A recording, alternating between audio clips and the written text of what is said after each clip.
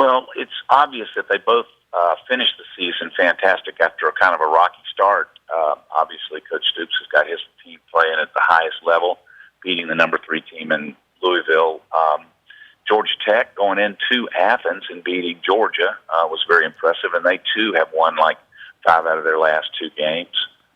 So we've got 2 teams that have finished on a high that are excited about their prospects for the future. And, the bowl games are usually a mirror of the following year. And so we're excited to see which one of these teams takes that step forward and going into the year after a big victory in a bowl game. And that, I think, captures Kentucky fans perfectly, the excitement of the way they close and looking ahead to next season because so many guys are returning. When you really broke down this team, and I know the fan base was a part of it because there are a lot of people that will be going to this game who haven't been to a bowl game because the Cats haven't been there since 2010. What kind of feedback did you get from Big Blue Nation as you tried to, familiarize yourself with Kentucky? Well, I've been involved in the bowl business for 26 years, very aware of Kentucky's fan strength. I was obviously very close to the people in Tampa when y'all went to the Outback Bowl. Jim McVeigh, Chris Sullivan, a graduate of Kentucky. We talked with them. We talked, obviously, with all of the people in the athletic administration. We know the type of coach Coach Stoops is. Obviously, he coached at Florida State. So we're just excited. I mean, we know their fans are coming. I have been to the SEC men's basketball tournament, and in fact, last year I took a picture from the top of the arena, and it was nothing but a sea of blue.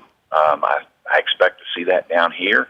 They're hungry. I even went to a game in 1983 when they had only won 2 games all year, and the stadium was packed. So I'm well aware of Kentucky, and it's really interesting because with Kentucky playing in our bowl game for the first time, we have now had all 14 current members of the SEC play in our bowl game.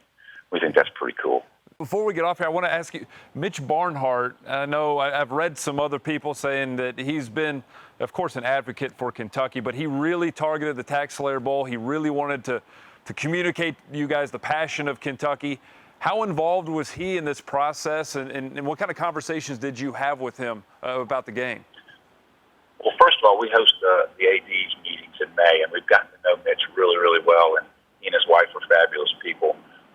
We started talking early on. It was really interesting. When he started getting on that winning streak, he reached out, and we've had a number of communications. And, as it works now, the bowl, the conference commissioner, and his staff, and the athletic director work together to put these things, put the matchups together. And Mitch was an advocate from the very beginning, talking with Commissioner Sankey, Mark Womack, the league office, along with Larry Templeton, and Mitch made it very clear that he wanted to be on top of our list, and we made it very clear to the commissioner we wanted them to be on top of the list. So we've been working really hard for the last 3 weeks to convince everybody that was the right thing to do.